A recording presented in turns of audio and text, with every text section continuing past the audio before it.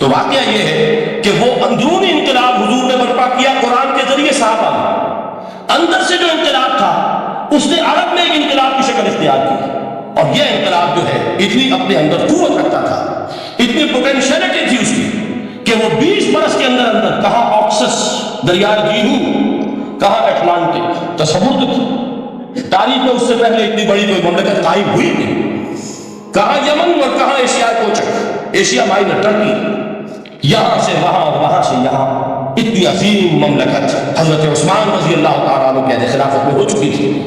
یہ بات اگر یہ چلتا معاملہ آگے تو کوئی قوت اب نہیں رہی تھی، سلطنت روما ختم ہو چکی تھی، سلطنت کسریٰ ختم ہو چکی تھی، بستے اڑ گئے تھے، اب کون سی طاقت رہ گئی تھی جو شراب کا راستہ روکتی؟ یہ وہ یہودی سازش ہے جس نے اندر سے سبوٹاج کیا۔ بہرحال یہ ہے انقلاب محمدی کا طریقہ، اندر سے تبدیلی۔ اسی کو علامہ اقبال نے کہا ہے، تیرے ضمیر پہ جب تک نہ ہو نزول کتاب، گرہ کشا ہے نہ راضی نہ صاحب کشاف۔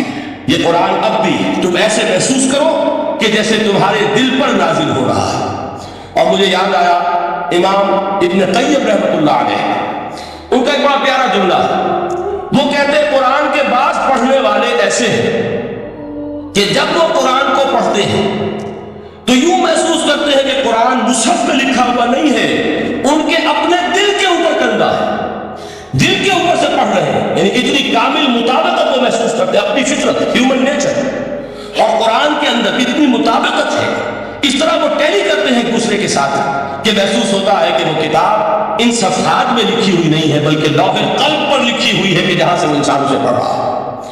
تو پہلی بات تو قرآن مجید کی اس آیت کے حوالے سے اس پہلو سے ہمارے سامنے آئی کہ جو تاثیر ہے ذات ربانی کی تجلی کی، وہی تاثیر ہے اس قرآن مجید کی، بشرطے کہ ہمارے دل جو ہیں وہ کچھ اپنے اندر اس استعداد اور صلاحیت کو پیدا کریں۔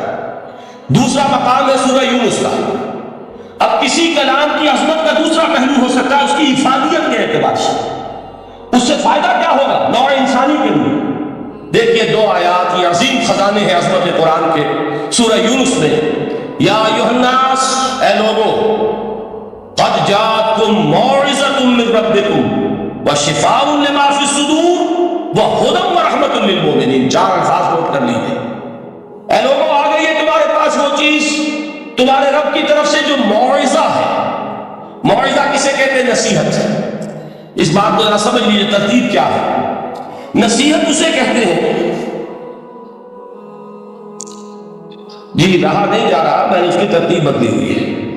مجھے یاد دلایا ایک صاحب نے کہ سورہ رحمان کی ابتدائی آیات کا بیان تو رہ گیا، وہ رہا نہیں، میں نے پڑھا کسی اور ترتیب سے تھا، بیان کسی اور ترتیب سے کر رہا ہوں۔ پڑھنے میں 4، 2 اور 1، اور اب جو میں بیان کر رہا ہوں پہلے ایک آیت سورہ حشر کی جو بیان کی، اب 2 آیات ہیں سورہ یونس کی۔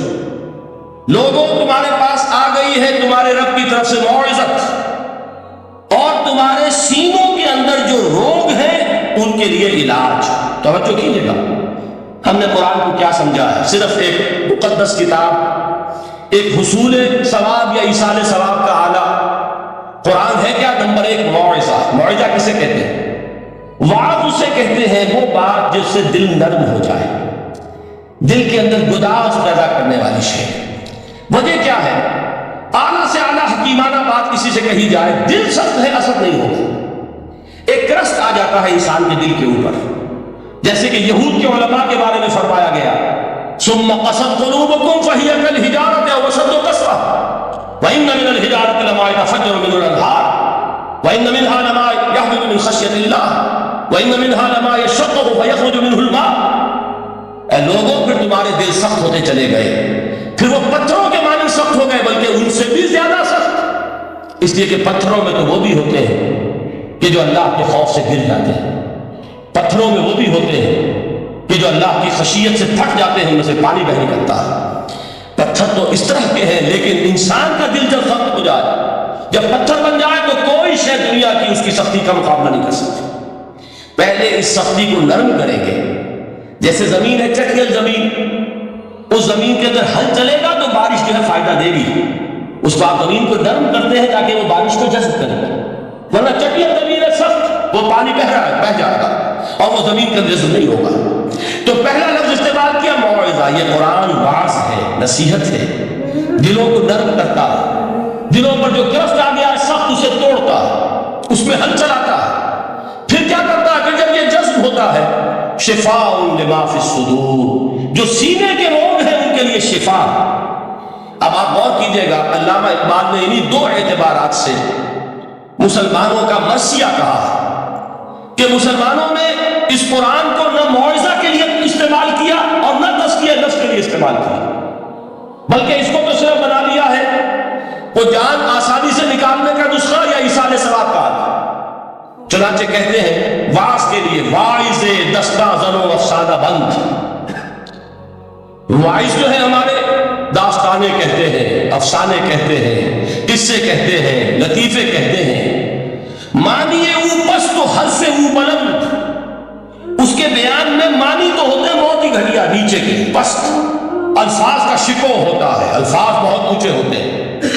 از خطیب و دین میں گفتار او با ضعیف و شاذ و مرسل کارے. سارا باز و نصیحت جو ہو رہا ہے وہ ضعیف حدیثوں کے ذریعے سے، ضعیف روایات بخاری کی ہو، مسلم کی ہو، ترمذی کی ہو، ابن ماجہ کی ہو. کہاں خطیب بغدادی اور دہلوی وہ کتابیں کہ جن کی کوئی سند نہیں ہے، وہم کی روایات کے ذریعے سے لوگوں کو تذکیر کرنے کی کوشش کر رہے ہیں. با ضعیف و شاذ و مرسل کارے ہو، ضعیف روایات، شاذ روایات، مرسل روایات جن کا سلسلہ روایت محمد رسول اللہ تک متصل نہیں ہے، اس کے ذریعے سے کر رہے ہیں. حالانکہ موعظہ، سب سے بڑا موعظہ یہ قرآن تھا. قرآن کہتا ہے خود فذکر بالقرآن من یخاف وعید. اے محمد صلی اللہ علیہ وسلم آپ اس قرآن کے ذریعے نصیحت کیجئے. یہ قرآن ہے جو دلوں کی سختی کو ختم کرے گا، گداز پیدا کرے گا. دوسری طرف علامہ اقبال کیا کہتے ہیں کہ جہاں تک ہمارے ہاں جو بھی تصوف کے معروف حلقے ہیں، صوفیاء حق کی بات نہیں کہہ رہا، وہاں قوالی ہو رہی ہوگی تو حال آ جائے گا. صوفی پشمینہ پوش حال مست، از شراب نغمہ قوال مست. قوال سے جو کچھ مل رہا ہے، حال آ رہا ہے، مستی آ رہی ہے، کیف اور سرور حاصل ہو گیا ہے. صوفی پشمینہ پوش حال مست، از شراب نغمہ قوال مست.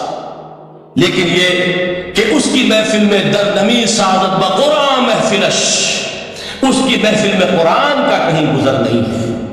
جبکہ محمد رسول اللہ صلی اللہ علیہ وسلم کی بھی ایک محفل ہوتی تھی، محفل سبا. وہ محفل سبا کیا تھی؟ حضور صحابہ سے فرمائش کر کر کے قرآن سنتے تھے. حضرت عبداللہ ابن مسعود رضی اللہ تعالیٰ عنہ کی روایت موجود ہے کہ مجھے ایک مرتبہ حکم دیا حضور نے کہ قرآن سناؤ. میں نے عرض کیا حضور آپ کو سناؤں؟ آپ پر تو نازل ہوا ہے. تو حضور نے فرمایا نہیں، مجھے کسی اور سے سن کر کچھ اور لطف حاصل ہوتا ہے. اب امتثال امر میں حضرت عبداللہ ابن مسعود رضی اللہ تعالیٰ عنہ نے سورہ نساء پڑھنی شروع کی.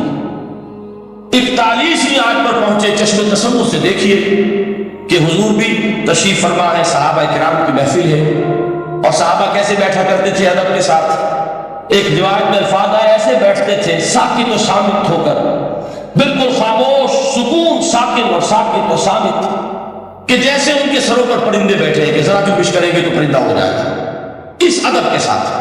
تو وہ محفل جو ہے حضور صلی اللہ علیہ وسلم کی، اور ایک صحابی حضرت عبداللہ ابن مسعود گردن نیچی کیے ہوئے ہیں اور قرآن پڑھتے چلے جا رہے ہیں. جب اس آیت پر پہنچے فَكَيْفَ إِذَا جِئْنَا مِن كُلِّ أُمَّةٍ بِشَهِيدٍ وَجِئْنَا بِكَ عَلَىٰ هَٰؤُلَاءِ شَهِيدًا.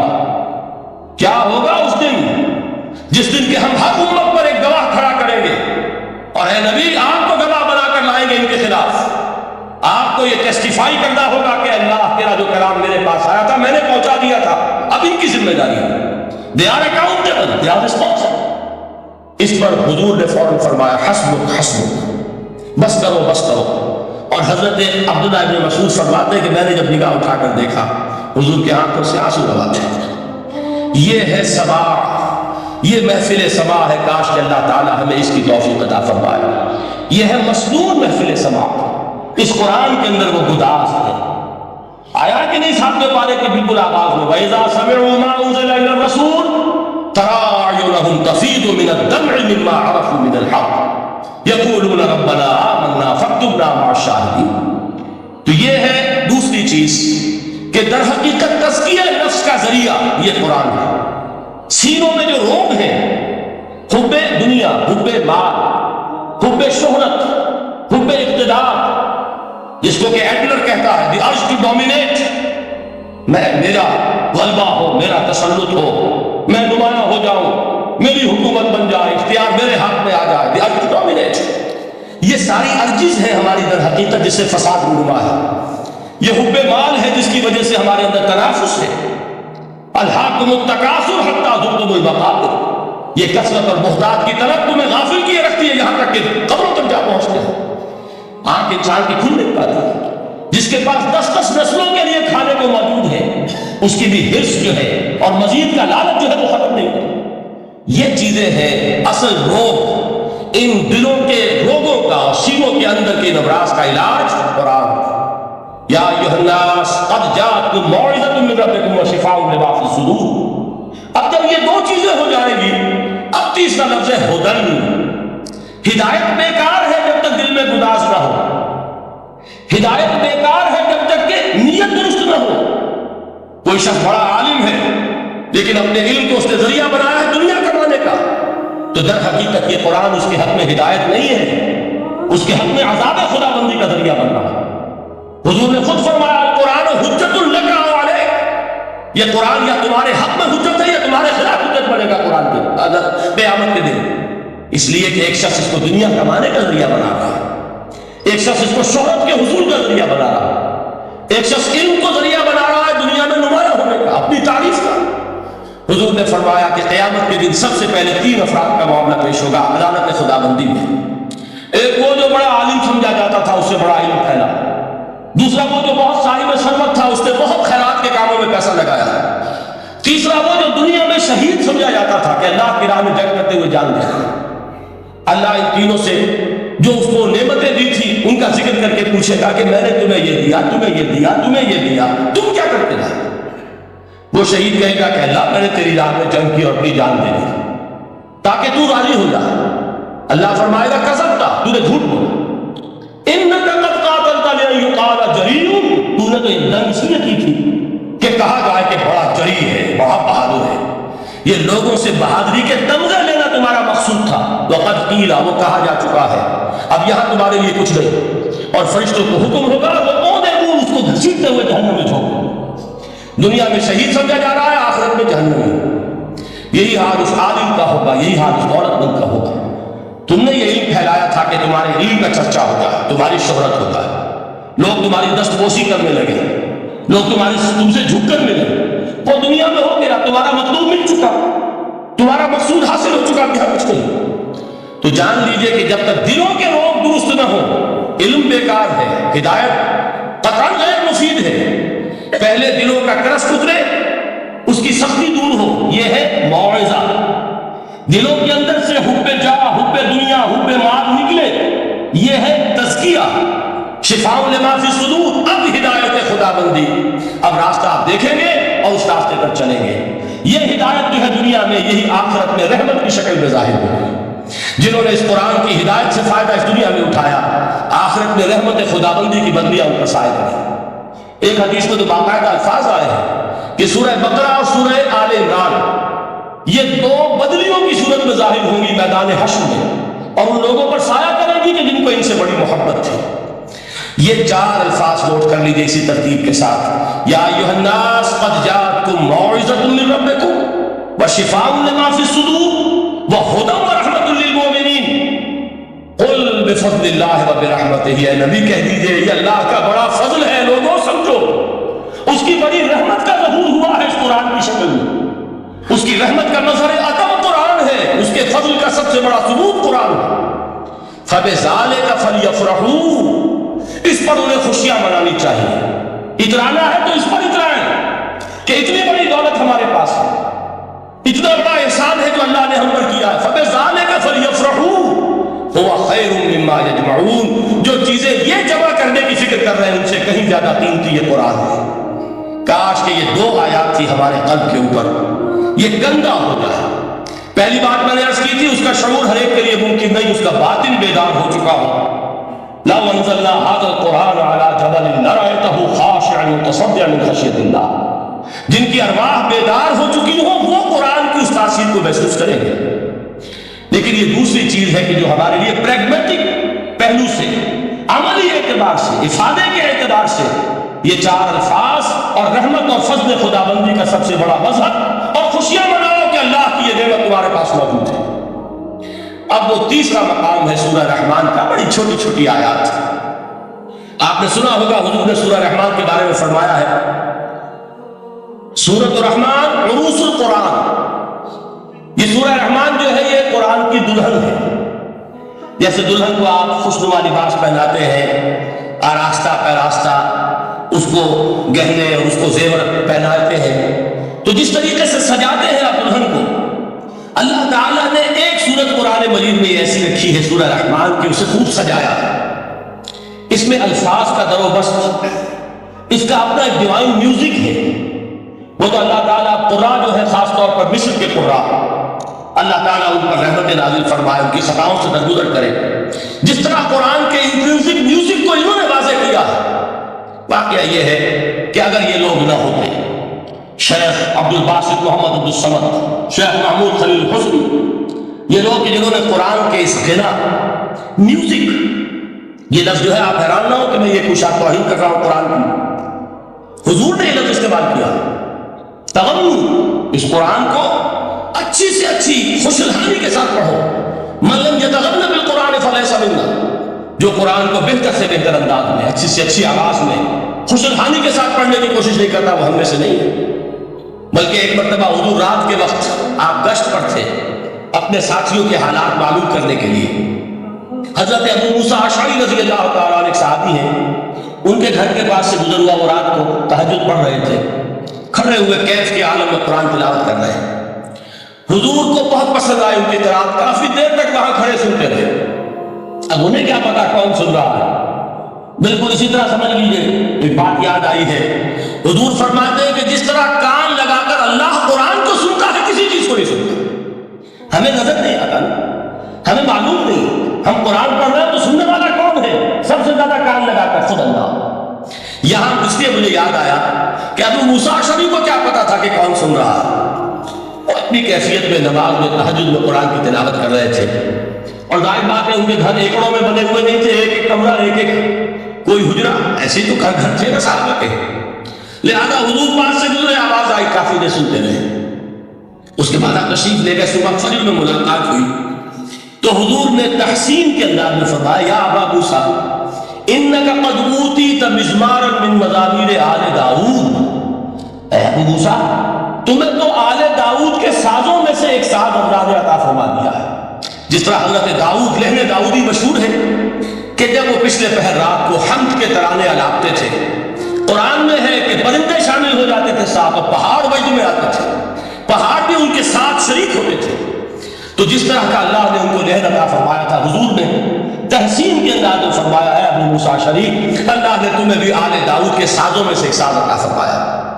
بہرحال قرآن مجید کا جو یہ میوزک ہے، قرآن کے الفاظ کا جو حسن ہے، جہاں تک حسن معنوی ہے وہ تو ہر لفظ میں ہے، لیکن یہ حسن ظاہری، حسن صوتی، حسن لفظی، یہ اپنے کلائمیکس پر آپ کو نظر آئے گا سورہ رحمان میں۔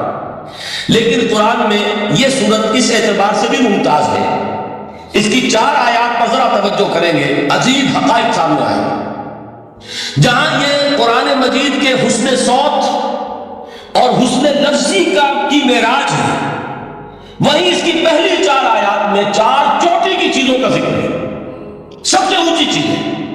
پہلی آیت کیا ہے؟ الرحمن، ایک آیت ہو گئی۔ رحمان کیا ہے؟ اللہ کا نام ہے۔ کبھی آپ نے غور کیا اللہ کے ناموں میں سب سے پیارا نام کون سا ہوگا؟ رحمان۔ کیوں؟ اس کا مادہ کیا ہے؟ رحمت۔ ہمیں سب سے بڑھ کر جس چیز کی ضرورت ہے وہ کیا ہے؟ رحمت خدا کی۔ نام اچھی طرح سن لیجئے اس حضور کی قول کو۔ حضور فرماتے ہیں کوئی شخص جنت میں مجرد اپنے عمل کی بنیاد پر داخل نہیں ہو سکے گا جب تک کہ رحمت خداوندی دستگیری نہ کرے۔ کسی صحابی نے بڑی ہمت اور جرأت کا ثبوت دیا کہ پوچھ لیا، کیا حضور آپ بھی؟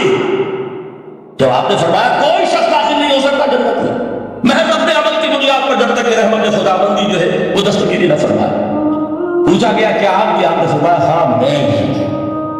آپ اندازہ کیجئے کہ اگر محمد رسول اللہ بھی رحمت خداوندی کے ضرورت مند ہوں تو تابع دیگرہ کے رسل ہماری تو سب سے بڑی ضرورت رحمت خداوندی ہے۔ اب یہ رحمت جو ہے قرآن قرآن مجید میں اللہ تعالیٰ کی یہ شان دو الفاظ کے ذریعے سے آتی ہے، رحیم اور رحمان۔ اور کوئی مادہ نہیں جس سے دو نام بنتے ہو اللہ کے، لیکن یہ مادہ ہے واحد رحمت کا کہ جس سے رحمان بھی ہے رحیم بھی ہے۔ رحیم صفت مشبہ ہے، رحمت دائم ہو جائے گی، مستقل ہوگی تو رحیم کہیں گے۔ اور رحمان، اس میں رحمت کی ایک وہ شان ہے کہ جیسے ٹھاٹھے مارتا ہوا سمندر ہو، ہیجان کی کیفیت، طوفانی کیفیت، رحمت خداوندی کا طوفانی جوش، وہ ہے رحمان۔ آپ تو رہتے اس علاقے میں ہے، آپ کو معلوم ہے عرب اگر بھوکا مرا جا رہا ہو تو کیا کہے گا؟ انا جوعان۔ پیاسا مرا جا رہا ہو، انا عطشان۔ بہت غضبناک ہوگا غضبان، غضبان آصفہ قرآن میں آیا ہے، بہت غضبناک۔ رحمان، جس کی رحمت جو ہے جوش میں ٹھاٹھے مارتے ہوئے سمندر کے مالک۔ تو یہ اللہ تعالیٰ کے ناموں میں سب سے پیارا نام۔ اب آگے چلیے، الرحمن علم القرآن، رحمان نے قرآن سکھایا۔ رحمت خداوندی کا سب سے بڑا مظہر، رحمان کی رحمانیت کا سب سے بڑا مظہر قرآن ہے۔ ان میں جو منطقی ربط ہے اس کو سمجھتے جائیے۔ اچھا آپ یہ سوچئے، جو علم بھی انسان کو حاصل ہوا وہ کس نے دیا؟ اللہ نے۔ سائنس کا علم کس نے دیا؟ اللہ نے۔ علم آدم الاسماء کلھا، وہ علم الاسماء جو حضرت آدم کو دے دیا گیا تھا ازل میں، یہ اسی کا ظہور ہے، یہ اسی کی ایکسفولیشن ہے جو ہو رہی ہے اور ہوتی رہے گی ابھی۔ اور دوسرے علم ہے وہ کس نے دی؟ اللہ نے دی۔ لا یحیطون بشیء من علمہ الا بما شاء، مخلوق میں سے کوئی اللہ کے علم میں سے کسی شے کا احاطہ نہیں کر سکتا مگر وہ جتنا اللہ دینا چاہے۔ لیکن یہ کہ تمام علوم میں چوٹی کا علم قرآن، نوٹ کرتے جائیے، چوٹی کی چیزیں جمع کی۔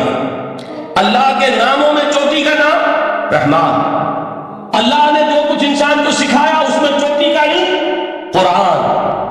خلق الانسان، انسان کو پیدا فرمایا۔ سوال یہ کہ حیوانات کو کس نے پیدا فرمایا؟ آسمان کس نے پیدا کیا؟ زمین کس نے پیدا کی؟ فرشتے کس نے پیدا کیے؟ کیا مطلب خلق الانسان؟ اس کی تمام مخلوقات میں اس کا کلائمیکس، اس کی تخلیق کی معراج، اس کے تخلیق کا نقطہ عروج انسان ہے۔ یہ ہے کہ جو مسجود ملائک بنا ہے۔ وَلَقَدْ كَرَّمْنَا بَنِي آدَمَ وَحَمَلْنَاهُمْ فِي الْبَرِّ وَالْبَحْرِ وَرَزَقْنَاهُم مِّنَ الطَّيِّبَاتِ وَفَضَّلْنَاهُمْ عَلَىٰ كَثِيرٍ مِّمَّنْ خَلَقْنَا تَفْضِيلًا۔ تو تخلیق میں سب سے اونچی تخلیق انسان کی، علموں میں سب سے اونچا علم قرآن کا، اللہ کے ناموں میں سب سے اونچا نام رحمان۔ اب آئیے چوتھی چیز، علمہ البیان، انسان کو بیان کی صلاحیت عطا فرمائی۔ کیا اور کوئی صلاحیت عطا نہیں کی؟ بینائی کس نے دی؟ اللہ نے۔ اسی طریقے سے سماعت کس نے عطا فرمائی؟ اللہ نے۔ کتنی فیکلٹیز ہیں، کتنے ایکسٹرنل آرگنز ہیں سینس کے، کتنے انٹرنل سینسز ہیں جو اللہ نے دیے ہیں۔ لیکن یہاں بھی سمجھ لیجئے جتنی فیکلٹیز ہیں ہیومن فیکلٹیز، ان میں ٹاپ کی فیکلٹی جو ہے وہ اسپیچ ہے، کلام ہے، بیان ہے۔ جن لوگوں نے میڈیکل سائنس کا مطالعہ کیا ہے وہ جانتے ہیں کہ یہ برین ہے، ہیومن برین، اس برین میں جو وہ اوپر ایک زرد سا مادہ ہوتا ہے، گرے میٹر، اس کی ایک کوٹنگ ہوتی ہے، یہ ہائیسٹ ایوالوڈ فارم ہے، اور اس میں سب سے بڑا رقبہ جو ہے وہ اسپیچ سینٹر کہلاتا ہے۔ اسی لیے انسان کو حیوان ناطق کہتے ہیں۔ حیوان کے اور انسان کے مابین امتیاز قائم کیا گیا، نطق، گویائی، بولنا۔ اب یہ کیا چیز ہوئی؟ انسان کی صلاحیتوں میں سے سب سے اونچی صلاحیت، 4 آیتیں ہو گئی۔ اللہ کے ناموں میں سب سے چوٹی کا نام رحمان، اس نے جو علوم پیدا کیے ان میں چوٹی کا علم قرآن، اس نے جو مخلوقات پیدا فرمائی ان میں چوٹی کی مخلوق انسان کو جو صلاحیت اور استعدادات عطا فرمائی ان میں چوٹی کی استعداد بیان۔ جمع کیجئے، نتیجہ کیا نکلے گا؟ وہ نتیجہ ایک حدیث نبوی کی شکل میں سامنے آتا ہے۔ پہلی حدیث میں نے یہی پڑھی تھی، اس کے راوی کون ہے؟ عثمان ابن عفان۔ میں حیران ہوتا ہوں وہ قافیہ یہاں بھی موجود ہے، رحمان قرآن، بیان انسان، عثمان عفان، باپ کا نام بھی اسی بدل پر ہے، عثمان ابن عفان۔ عن عثمان ابن عفان رضی اللہ تعالی عنہ قال قال رسول اللہ صلی اللہ علیہ وسلم، حضرت عثمان شہید مظلوم ذو النورین رضی اللہ تعالی عنہ فرماتے ہیں کہ اللہ کے رسول صلی اللہ علیہ وسلم نے فرمایا خیرکم من تعلم القرآن وعلمہ، تم میں سے بہترین لوگ وہ ہیں جو قرآن سیکھیں اور سکھائیں۔ قوت بیان جو تمہاری ٹاپ فیکلٹی ہے، اس کا استعمال کسی گھٹیا کام کے لیے نہیں ہونا چاہیے۔ دیکھیں اردو میں محاورہ ہے کہ توپ سے مکھی نہیں ماری جاتی، توپ بنائی گئی ہے کسی بڑی شے کے لیے، مکھی مارنے کے لیے توپ استعمال نہیں ہوتی۔ یہ قوت بیان جو ہے، جو ٹاپ موسٹ فیکلٹی ہے ہیومن جو فیکلٹیز ہیں ان میں سے، اس کا استعمال بھی ٹاپ موسٹ ہونا چاہیے۔ قرآن کو بیان کرو، وہ جیسے کہ علامہ اقبال نے کہا ہے، بلکہ غالباً ان کے قبر پر آس پاس جو اشعار لکھے ہوئے ان میں سے ایک یہ بھی ہے، اگر یک قطرہ خوداری، اگر مشتے پریداری، بیابانن دو آموزم طریق شاہ بازی را، اگر تمہارے اندر ایک قطرہ بھی خون کا ہے اور مٹھی بھر بھی پر اگر اللہ نے دیے ہیں تو ہے میرے پاس آؤ کہ میں تمہیں شہبازی کے طریقے سکھاؤں۔ اسی طرح جان لیجئے اگر اللہ نے قوت گویائی عطا فرمائی، اگر اللہ نے تمہیں حیوان ناطق بنایا، اگر اللہ تعالیٰ نے تمہیں یہ صلاحیت عطا فرمائی، اس صلاحیت کا مصرف دنیا کو نہ بناؤ، اس صلاحیت کا مصرف اللہ کے کلام کو پھیلانے پر اس کو صرف کرو۔ خیرکم من تعلم القرآن وعلمہ، خیر جب لفظ آتا ہے بغیر من کے، ورنہ تو آتا ہے خیر من ہو، تو یہ ہوگی کمپیریٹیو جو ایڈجیکٹیو جو ہوتی ہے، لیکن یہ سپرلیٹیو ڈگری ہے جب بغیر من کے ہوگا۔ خیرکم، دی بیسٹ امنگسٹ یو، جو تم میں بہترین لوگ ہیں وہ کون ہیں؟ من تعلم القرآن وعلمہ، جو قرآن سیکھیں اور سکھائیں، قرآن پڑھیں اور اسے بیان کریں۔ آج جان لیجئے سب سے بڑی ضرورت اس بات کی ہے کہ آج کا قرآن پڑھیں۔ آپ حیران ہوں گے کہ یہ کیا کہا ہے اس میں؟ دیکھیے قرآن اترا ہے 1400 برس پہلے، لیکن تا قیامت نوع انسانی کو جتنے مسائل درپیش ہوں گے ان سب کا حل اس میں ہے، البتہ کھودنا پڑے گا، گہرائی میں اترنا ہوگا۔ ایک قرآن کی سطح، اس سطح نہیں، اس کی گہرائیوں کے اندر غوطہ زنی کرو، قرآن میں ہو غوطہ زن ہے مرد مسلمان۔ اور آج کا قرآن یعنی آج کی ہدایت جو اللہ نے اس میں رکھی ہوئی ہے، ڈگ اٹ آؤٹ، اس کو نکالو اس کے اندر سے۔ ابھی میں حدیث جو آپ کو سناؤں گا اس میں یہ تصور آئے گا سامنے اور واضح ہو کر۔ آج کے انسان کی رہنمائی اس قرآن سے اخذ کر کے انسان تک پہنچاؤ، یہ ہے فریضہ محمد رسول اللہ کی امت کا صلی اللہ علیہ وسلم۔ آپ نے وہ حدیث سنی تھی کہ بلغوا عنی ولو آیہ،